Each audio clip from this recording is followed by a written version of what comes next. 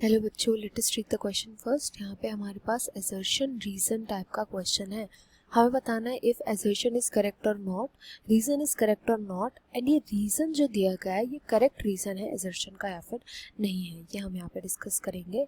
यहाँ पर की कॉन्सेप्ट क्या यूज होगा ये भी देखते हैं। पहले हम असर्शन रीजन को पढ़ेंगे।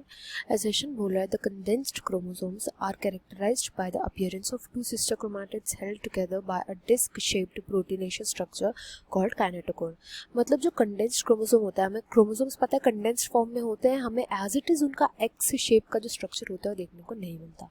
एंड ये जो कंडेंस्ड क्रोमोसोम्स होते हैं इनका कैरेक्टरिस्टिक अपीयरेंस हमें कैसा दिखता है कि इसमें दो सिस्टर क्रोमैटिड्स इन्वॉल्व होते हैं एंड ये दोनों के दोनों जो है एक डिस्क शेप प्रोटीनेशियस स्ट्रक्चर से साथ में जुड़े हुए होते हैं, जिसको हम काइनेटोकोर बोलते हैं। ये बोल रहा है असर्शन। इसका रीजन दिया गया है कि काइनेटोकोर्स वो साइट्स होती हैं जहाँ पर स्पिंडल फाइबर्स आकर के अटैच होते हैं।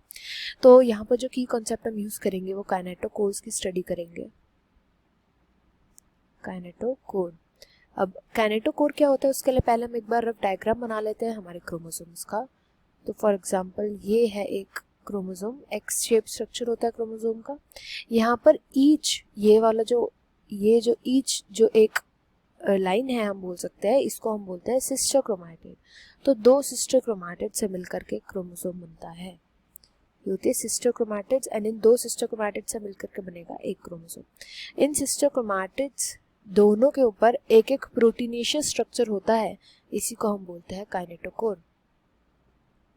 अब ये काइनेटोकोर जो होता है प्रोटीनेशियस भी होता है एंड ये दो सिस्टर क्रोमैटिड्स को पे ईच सिस्टर क्रोमैटिड्स पे यानी कि प्रेजेंट होता है।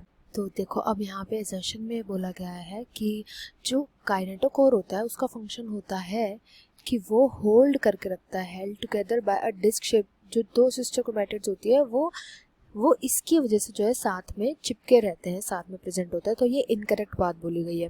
एक्चुअली में जो ये साथ में यहाँ पे चिपके होते हैं ना, वो सेंट्रोमियर की वजह से होता है। यहाँ पे जो सेंट्रोमियर प्रेजेंट होता है इसकी वजह से होता है, ना कि काइनेटोकोर की वजह से। तो यहाँ पर जो असर्शन है दैट इज इनकरेक्ट।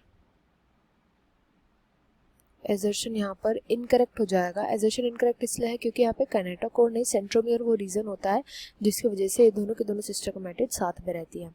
और तो जो प्रोटीनेशियस स्ट्रक्चर है वो सही बात बोली गई है, दोनों सिस्टर क्रोमैटिड्स पे काइनेटोकोर प्रेजेंट होता है। अब यहाँ पे जो रीजन बोला गया है वो है कि kinetochore serves as the sites of attachment of spindle fibres to the chromosome. मतलब काइनेटोकोर्स ही वो साइट होती है जहाँ पर आकर के स्पिंडल फाइबर अटैच होते हैं। तो ये करेक्ट बात बोली है। स्पिंडल फाइबर की वजह से क्या होता है, स्पिंडल फाइबर्स हेल्प करते हैं मूवमेंट में। किसकी मूवमेंट में हेल्प करता है? तो ये क्रोमोसोम्स की मूवमेंट में हेल्प करते हैं। यही जो क्रोमोसोम्स होते हैं या हम बोल सकते हैं सिस्टर क्रोमैटिड्स जो होते हैं उनके मूवमेंट में हेल्प करते हैं। माइटोसिस मायोसिस में आपने देखा है कितनी बार जो ये क्रोमोसोम्स होते हैं मूव करते हैं। तो मूव किसकी वजह से होते हैं? स्पिंडल फाइबर से। कैसे मूव करते हैं? जब स्पिंडल फाइबर आकर के अटैच करता है काइनेटोकोर पे, तो ये काइनेटोकोर की मदद से ही उनको मूव करवा पाता है।